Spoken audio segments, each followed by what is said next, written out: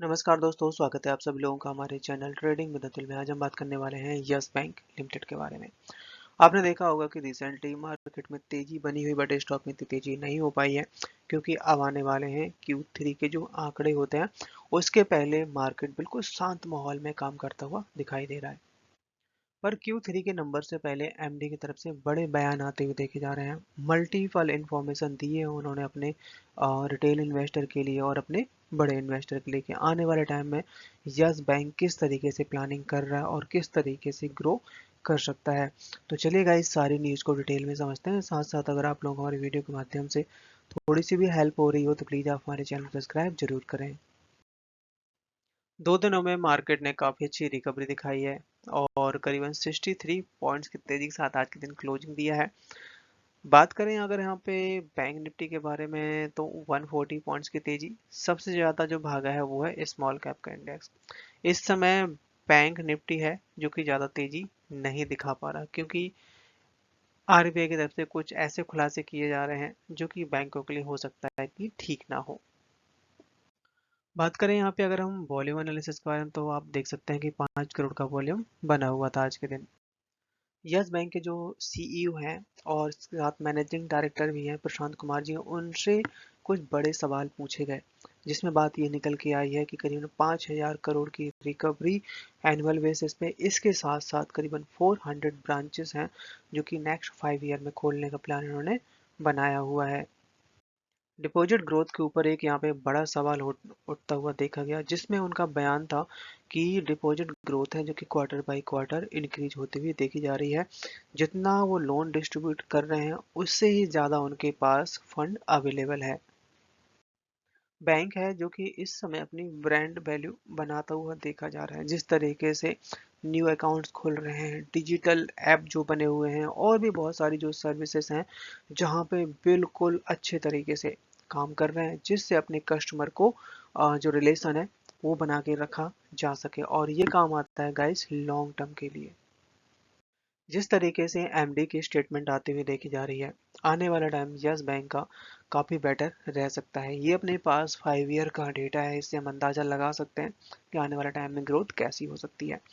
Company है जो कि आप देख सकते हैं मार्च 2020 में 26,000 करोड़ का यहाँ पे इंटरेस्ट अर्न था, बट 2020 के आसपास 2020 में ही बैंक डूबने की कगार में आया था।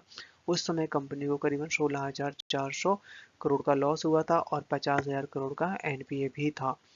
बट धीरे धीरे कंपनी ने रिकवरी की और इस समय आप देख रहे हैं कि मार्च 2024 में कंपनी फिर से 27,605 करोड़ का इंटरेस्ट अर्न कमाया है और इस समय जो बैंक है 1,285 करोड़ का नंबर भी आया है। और अभी मार्च 2024 के जो नंबर आने हैं वो पूरे अभी बाकी हैं क्योंकि दो ही नंबर आए हैं। Q1 Q2 Q3 और Q4 के नंबर आने अभी भी बाकी हैं, तो आने वाले टाइम में काफ़ी बेटर रह सकता है।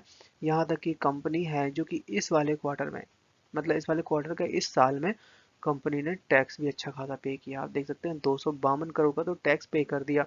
जिस तरीके से इसकी परफॉर्मेंस रही है।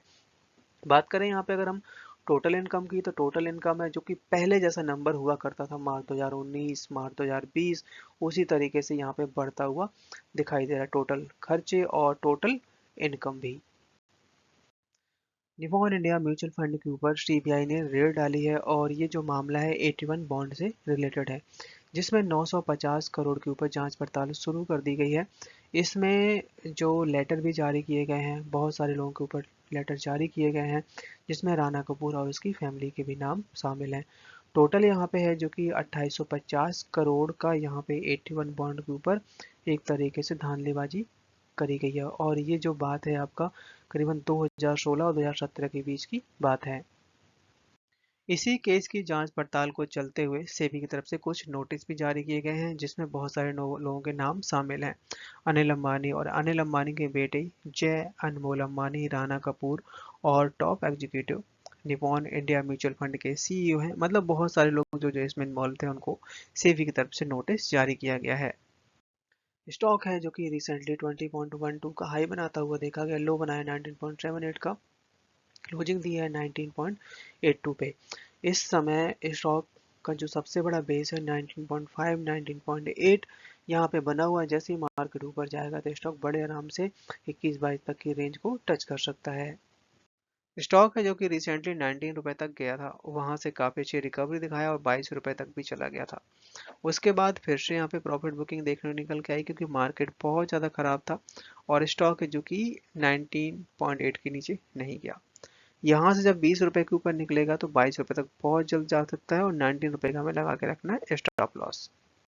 मार्केट में कुछ ऐसी खबरें भी चल रही थी बीच में कि एक्सिस बैंक जो है यस बैंक और आईडीबीआई बैंक में से दोनों में से किसी एक बैंक को एक्वायर कर सकता है।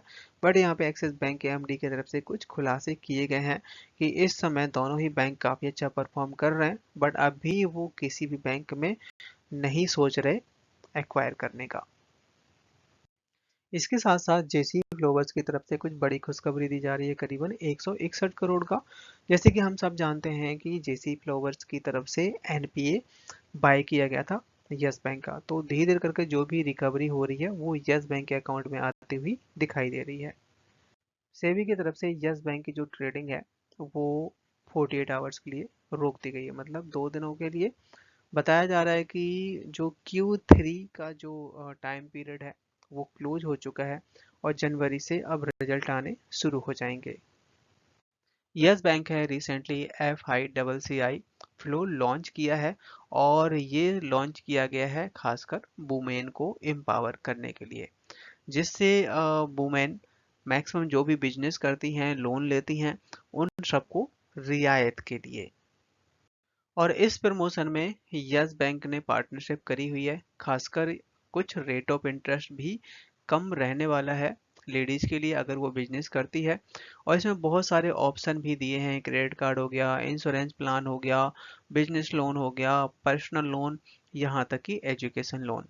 तो आप सोच सकते हैं कि यस बैंक इस समय कितनी पार्टनरशिप, कितनी प्रमोशन करता हुआ देखा जा रहा है, अपनी मार्केटिंग जम के की जा रही है इस समय। अभी यहाँ पे FII, DII सब पब्लिक की न्यू शेयर होल्डिंग आती हुई देखी जा रही है। तो अगर हम FII की बात करें तो FII का 23% तक का स्टेक था एक साल पहले, जो कि इस समय 27% हो गया है। लगातार यहाँ पे FII खरीदते हुए बने हुए हैं। पर यहाँ पे DIs की तरफ से जो 41% तक का स्टेक था, जो कि यहाँ पे 38.5 के आसपास आया, तो यहाँ पे कुछ डाउन साइड भी दिखाई दी है। पर यही यहाँ पे अगर कंपेयर करें कि पब्लिक का शेयर होल्डिंग, पब्लिक है जो कि 36% तक के आसपास होल्ड करती थी एक साल पहले, जो कि इस समय 35 के आसपास है, तो ज़्यादा कोई फर्क नहीं पड़ा। और मेरा मानना ये है कि हमें अभी भी होल्ड करना ही चाहिए अगर हमें रिटर्न चाहिए, क्योंकि स्टॉक ज़्यादा चला नहीं है, करेक्शन बहुत अच्छी दिखा चुका है, तो यहाँ से आने वाले टाइम में अच्छे खासे रिटर्न आ सकते हैं।